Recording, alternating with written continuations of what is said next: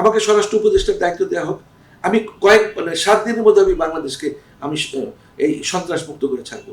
এই যে ঢাকায় আজকে এই কলেজ সেই কলেজ অমুক লীগ সমুক লীগ এগুলি করছে, এগুলো দমন করা খুব একটা কঠিন কাজ নয়। আমি একজন জাতীয় পুলিশ অফিসারের সন্তান, আমি জানি কিভাবে শায়েস্তা করতে হয়। আমার অফিস মন্ত্রণালয় থাকবে না, আমার অফিসে শাহবাগ থানায় থাকবে, ওখানে বসে অফিস করব। বিভিন্ন থানায় আমার অফিস থাকবে, আমি কেন মন্ত্রণালয়ে বসে কাজ করব? হিন্দুরা তো আমাদের দেশের নাগরিক, তাদের রক্ষা করার দায়িত্ব আমাদের। আমাদের আভ্যন্তরীণ ব্যাপারে ভারত কেন হস্তক্ষেপ করবে? নেপাল টোটালি একটা হিন্দু রাষ্ট্র, তারা তো ভারতকে প্রচন্ড পরিমাণে ঘৃণা করে। এখানে ধর্ম কোনো ফ্যাক্টর না, আমাদের বাংলাদেশি জাতীয়তাবাদ হচ্ছে ফ্যাক্টর। আমরা জাতীয়তা বাংলাদেশকে রক্ষা করতে চাচ্ছি। হিন্দু এখানে হিন্দুদের একটু বুঝতে হবে, একটু ব্রেন খাটাতে হবে, যে আমরা বাংলাদেশি, আমরা বাংলাদেশের স্বার্থকে দেখবো, ভারতের স্বার্থকে দেখবো না। ভারত আরেকটি দেশ, ভারত কেন আমাদের আভ্যন্তরীণ ব্যাপার না করে? আমি এখন আসছি যে ভারত যেভাবে আমাদেরকে ভয় দেখাচ্ছে, ভারতীয় মিডিয়া 10 সেকেন্ডের মধ্যে বাংলাদেশে গড়িয়ে দেব, এতই কি সম্ভব? আমাদের সেনাবাহিনী অনেক শক্তিশালী, মাশাআল্লাহ। আমাদের বিশ্বের মধ্যে সবচেয়ে বড় প্যারামিলিটারি ফোর্স আমাদের বিশ্বের মধ্যে 75 লক্ষ, এই আনসার থেকে শুরু করে সব। কিন্তু এদের হয়তো আমরা সাফিসিয়েন্ট প্রশিক্ষণ নিতে পারিনি। এদেরকে প্রশিক্ষিত করতে হবে, অস্ত্র চালানোর জন্য ট্রেনিং দিতে হবে। আরেকটা হচ্ছে আমাদের মাননীয় প্রধান উপদেষ্টাকে আমি একটু অনুরোধ জানাবো আপনাদের মাধ্যমে, চেঞ্জ টিভির মাধ্যমে, যে আমাদের এখন চীনের সঙ্গে এবং পাকিস্তানের সঙ্গে প্রতিরক্ষা চুক্তি করতে হবে। কেন এটা বললাম? যে যদি না করি, তাহলে ভারত যদি আমাদের আক্রমণ করেই বসে, যেভাবে তারা থ্রেট দিচ্ছে, যদি আক্রমণ করেই বসে, তাদের সঙ্গে সঙ্গে আমাদের সাহায্যে ঝাঁপিয়ে পড়ে। আমাদের সেনাবাহিনী খুব শক্তিশালী, আমাদের নৌবাহিনী খুব শক্তিশালী, কিন্তু বিমান বাহিনী খুবই দুর্বল। ভারতের বিমান বাহিনী অনেক অনেক শক্তিশালী আমাদের চেয়ে। এখন আমাদের ইমিডিয়েটলি 40টি আমাদের JF-3 ফাইটার, যেটা সেই ফাইটারকে 40টা অন্তত ইমিডিয়েটলি আমাদের দরকার। সেটা চীন থেকে আনি, পাকিস্তান থেকে আমরা আনি। তো আমাদের দরকার চীন থেকে আনলে আমাদের সবচেয়ে সুবিধা, কারণ ওরা পার্স প্রযুক্তি সবকিছু ওরা দিবে। কারণ আমাদের আকাশ, আমাদের যে বিমান বাহিনীর যে স্লোগান, যে বাংলার আকাশ রাখিব মুক্ত, কিন্তু আমরা কি বাংলার আকাশ মুক্ত রাখতে পারবো? আমাদের তো কোনো বিমান, হাসিনা বিমান বাহিনীকে শক্তিশালী হতে দেয়নি মোদির ইসে পরে, কারসানির উপরে, ভারতের কারসানির উপরে। কারণ আমাদের উচিত হবে প্রচুর মিসাইল তৈরি করার। আমরা জানি যে পাকিস্তান মিসাইলের একটা অনেক বেশি মিসাইল ওদের আছে। ওদের থেকে মিসাইল প্রযুক্তি আমাদের দ্রুত নিতে হবে, দরকার ওদের থেকে মিসাইল আনতে হবে, আমাদের বর্ডার দিকে চারিদিকে মিসাইলকে প্রতিস্থাপন করতে হবে। এবং আমাদের ইমিডিয়েটলি আমাদেরকে দুটি কাজ করতে হবে। একটি হচ্ছে আমাদের জঙ্গি বিমান, 40টির মতো জঙ্গি বিমান, আমাদের অত্যাধুনিক জঙ্গি বিমান দরকার ভারতকে মোকাবেলা করার জন্য। ভারত যেভাবে থ্রেট দিচ্ছে, আমাদের তো প্রস্তুতি নিতে হবে। এবং পাকিস্তান এবং চীনের সাথে প্রয়োজন হলে আমাদের প্রধান উপদেষ্টা চীনে যাবেন, চীনে গিয়ে তাদের সাথে প্রতিরক্ষা চুক্তি করবেন, যে যেই মাত্র ভারত আমাদের আক্রমণ করবে, সঙ্গে সঙ্গে পাকিস্তান তাদের দিক দিয়ে আক্রমণ করবে, চীন তাদের দিক দিয়ে আক্রমণ করবে। অর্থাৎ ভারতকে আমাদের একেবারে নাস্তানাবুদ করে দিতে হবে। আমাদের মাতৃভূমিকে আমাদের যে কোনো মূল্যে রক্ষা করতে হবে। তবে এই যে চট্টগ্রামে যেই আমাদের একজন আইনজীবী শাহাদাত বরণ করলেন, তার সাথে আমরা ইসকনকে নিষিদ্ধ করতে পারবো। আর যেসব পত্রিকা এই ভারতের দালালি করছে, কিছু কিছু পত্রিকা আছে, এদের ব্যাপারে এখন একটা কঠোর অবস্থান নিতে হবে সরকারকে, যে ভারতের দালালি বা রয়ের দালালি করা যাবে না। বাংলাদেশের হন, বাংলাদেশি হন ও বাংলাদেশকে ভালোবাসুন। ইসকন এত সাহস কোথা থেকে পেল? আমারও তো প্রশ্ন এটাই, যে ইসকন এত স্পর্ধা কোথায় পায়? এটা মুসলিম প্রধান দেশ, এটা বুঝতে হবে। 90 থেকে 92% হচ্ছে আমরা মুসলমান সংখ্যাগরিষ্ঠ দেশ। এটা কিছু আছে হিন্দু, কিছু আছে খ্রিস্টান, অল্প পরিমাণ কিছু বুদ্ধিস্ট আছে চট্টগ্রামে।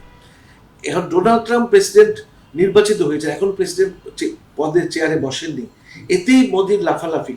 আর মোদির লাফালাফিতে বাংলাদেশের ইসকন কিন্তু এই সাহসটা পেয়ে গেছে। আমরা যদি ঐক্যবদ্ধ থাকি, পুরো মুসলিম সমাজ, যারা আওয়ামী লীগ করেন, আওয়ামী লীগকে সমর্থন করে, তাদের প্রতি আমার আবেদন, আপনি দল ভুলে যান, দেশের কথা চিন্তা করুন। দেশের কথা চিন্তা করে আপনারা ঐক্যবদ্ধ হন, যাতে করে আমাদের এই ইসকনকে, আমাদের দেশের ইসকনকে নিষিদ্ধ করতে পারি। আর এই 6 জন যে ভিডিও বলে যে শনাক্ত হয়েছে, 6 জন ইমিডিয়েটলি ধরতে হবে, ধরে এদেরকে বিচার কার্যক্রম আমাদের দ্রুত করতে হবে। কারণ এদের যে রুট আর যাতে না ঢুকে, এবং এরা যে বিভিন্ন দাবি দিচ্ছে, এসব কিন্তু মানা যাবে না। এদের কোনো আশকারা দেওয়া যাবে না। এদের আশকারা দিলেই ওরা মাথায় উঠবে। ওদেরকে একেবারে পায়ের বুটের নিচে রাখতে হবে এদেরকে। মানে এটা মনে রাখতে হবে যে আমাদের মুসলিম জাতির পিতা হচ্ছে হযরত ইব্রাহিম আলাইহিস সালাম। আমাদের এই দেশ ছিল, আমাদের অসংখ্য অলিয়া এই মাটির নিচে শুয়ে আছে। এই দেশ হলো মানে সবাই আমরা নামাজ পড়ি, আমরা আমরা আমরা আমরা আল্লাহ ভীরু, আমরা নবীকে, আমাদের নবী সাল্লাল্লাহু আলাইহি ওয়াসাল্লামকে অন্তঃস্থল থেকে ভালোবাসি। আমাদের এই দেশকে নিয়ে কেউ ছিনিমিনি খেলবে, এটা তো আমাদের তৌহিদি জনতা কিছুতেই বরদাস্ত করবে না। এই 6 জন যারা ভিডিও ফুটেজে শনাক্ত হয়েছে, ইমিডিয়েটলি তাদের বিচার করতে হবে। এই বিচার দেরি করা মানে শাস্তি দেরি করা যাবে না। আর ভারতে বসে এই যে ফ্যাসিস্ট হাসিনা যে এবং আওয়ামী লীগ যারা প্রচুর টাকা কামিয়েছে, এরা অনেক টাকা ছড়াচ্ছে। আপনি দেখেন কয়দিন আগে কি হলো, এই যে ঋণ সুদমুক্ত ঋণের জন্য এই কিভাবে শত শত বাস ঢাকায় ঢুকলো, যদিও ছাত্ররা এটাকে প্রতিহত করেছে। এই আপনি আনসার লীগ বলুন, তারপরে এই যে অটো রিক্সা লীগ বলুন, এই বিভিন্ন এগুলি কিন্তু সব আওয়ামী লীগ এগুলি করাচ্ছে, টাকা ছড়িয়ে দেশকে অশান্তি মানে আগুনে করছে, দগ্ধ করছে। এখন অনেক যদি কোনো মানুষ বলে যে আগেই তো ভালো ছিলাম, আমি সঙ্গে সঙ্গে বলি যে কি ভালো ছিলেন আপনি? 60,000 কোটি টাকা এরা নগদ টাকা ছাপিয়ে বাজারে ছেড়ে দিয়েছে। এই 60,000 কোটি টাকার এই সাধারণত টাকা ছাপালে টাকার বিনিময়ে ডলার রাখতে হয় কিংবা স্বর্ণ রাখতে হয়, কোনো কিছু রাখেনি। রাতের অন্ধকারে 60,000 কোটি টাকা তারা ছাপিয়ে বিলি করে ফেলেছে, যার জন্য আজকে এই যে মূল্যস্ফীতি কিন্তু সেই 60,000 কোটি টাকার ফসল। এখন যদি বাজারে জিনিসপত্রের দাম বাড়ে, এটা তো এই সরকারকে দায়ী করা যাবে না। এটা যে 60,000 কোটি টাকা বাজারে তারা ছেড়ে দিয়েছে, এটার জন্য এখন টাকার মান একদম কমে গেছে, জিনিসপত্রের দাম লাফিয়ে বেড়ে গেছে। এটা তো মানুষকে বুঝতে হবে। আর সরকার এসছে মাত্র 3 মাস, এখনই নির্বাচন করে পাগল হওয়ার কোনো মানে আমি মনে করি না। আমাদের এই যে বিলিয়ন ডলার ঋণ রেখে গেছে হাসিনা, আদানি গ্রুপ থেকে শুরু করে, এই ঋণকে এইগুলোকে ইউনূস সাহেব তো খুব সুন্দরভাবে এই ঋণ পরিশোধ করছেন। এগুলো আপনি করতে দিন, অর্থনৈতিকভাবে স্বাবলম্বী হতে দিন দেশটাকে, তারপর নির্বাচন হবে, আপনারা ক্ষমতায় যাবেন। যারা নির্বাচনের জন্য পাগল হয়েছেন ক্ষমতায় যাবেন, আরামে আসে আপনার ক্ষমতা ভোগ করবেন। কিন্তু এই যে ইউনূস সাহেবকে এই যে পরিশ্রমটা দিতে হচ্ছে, এটা তো বুঝতে হবে। সুতরাং নির্বাচনের জন্য অত অস্থির হয় না হয়ে আপনারা ইউনূস সাহেবের হাতকে শক্তিশালী করুন এবং তাদেরকে সময় দিন কাজ করার, উপদেষ্টাদের সময় দিন। যদিও উপদেষ্টা নিয়ে আমার প্রথম সবসময় আপনার চেঞ্জ টিভিতে এবং বিভিন্ন চ্যানেলে আমি বলি, উপদেষ্টা পরিষদটা ঠিক মতো হয়নি। অনেক বৃদ্ধ একেবারে মানে একদম অসার কত একটা লোককে বসানো হয়েছে, আলিমা মজুমদার, তারপর হাসান আরিফ, এগুলো তো একদম মানে গলে যাওয়া লোকজন। এদেরকে কেন উপদেষ্টা? এখন এই বিপ্লবী সরকার, এখন বিপ্লব যারা ধারণ করে এমন লোককে ক্ষমতায় বসাতে হবে, উপদেষ্টা পরিষদে বসাতে হবে। আমি তো মাঝে মাঝে বলি, আমি একজন চিকিৎসক, আমাকে স্বরাষ্ট্র উপদেষ্টার দায়িত্ব দেওয়া হোক, আমি 7 দিনের মধ্যে আমি বাংলাদেশকে আমি এই সন্ত্রাস মুক্ত করে ছাড়বো।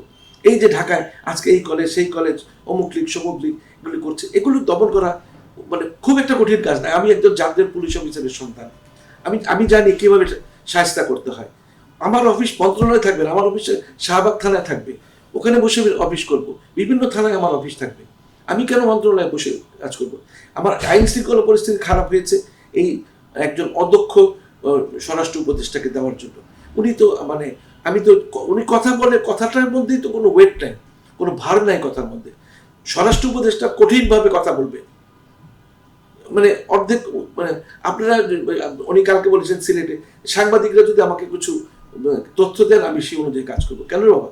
আপনার কাছে সমস্ত গোয়েন্দা সংস্থা তো আপনার হাতে। কঠোর হন, কিভাবে সন্ত্রাস দমন করতে হয় সেটা আমাকে যদি স্বরাষ্ট্র উপদেষ্টার দায়িত্ব দেওয়া হয় আমি করে দেখিয়ে দেব। সাম্প্রদায়িক কোনো দ্বন্দ্বের আশঙ্কা করছেন কিনা? আমি মনে করি যে যদি আমার সংখ্যালঘু ভাইরা বাংলাদেশকে ভালোবাসেন, তাহলে ওনারা কিন্তু, আমরা যারা মুসলমান আছি, ইসলাম ধর্মে তো সাম্প্রদায়িকতার কোনো স্থান নাই। আমাদের নবী করিম সাল্লাল্লাহু আলাইহি ওয়াসাল্লামের যে ক্লারিক্যাল জব করতেন 13 বছর একজন ইহুদি, অর্থাৎ উনি নিজে একজন অসাম্প্রদায়িক লোক নবী ছিলেন। তো ওনারই তো আমরা উম্মত। কোনো মুসলমান কিন্তু সাম্প্রদায়িকতায় বিশ্বাস করেন, আমি মনে করি কিছু সংখ্যক তো থাকেই। তো বেশিরভাগ মুসলিম অসাম্প্রদায়িক, তারা সবাইকে নিয়ে, আমরা তো আমার এই চেম্বারে 10 জন স্টাফের মধ্যে 8 জন স্টাফই মানে সনাতনী হিন্দু। কোথায়? তারা তো ভালো আছে। আমি জিজ্ঞেস করি আপনাদেরকে কোনো সমস্যা হয়েছে? ভারতীয় মিডিয়া যে বলছে যে হিন্দুরা খুবই কষ্টের মধ্যে আছে, তা বললে আমরা তো খুব ভালো আছি। তাহলে সাম্প্রদায়িক সম্প্রীতি তো আমরা ঠিকই রাখতে চাই, কিন্তু ইসকনের প্ররোচনায়, ভারতের প্ররোচনায় যদি হিন্দু ভাইয়েরা আমার যদি মনে করে এখানে যে এগুলি গুজব রটায়, এরা যদি বিভ্রান্ত হয়, তাহলে তো আমরা কিভাবে সাম্প্রদায়িক সম্প্রীতি বজায় রাখবো? আমরা মনে প্রাণে বিশ্বাস করি হিন্দুরা এই দেশের নাগরিক, খ্রিস্টানরা এই দেশের নাগরিক, বৌদ্ধরা এই দেশের নাগরিক, আমরা সবাই মিলেমিশে থাকবো। মিলেমিশে থাকে সুন্দর বাংলাদেশ গড়ে উঠবো।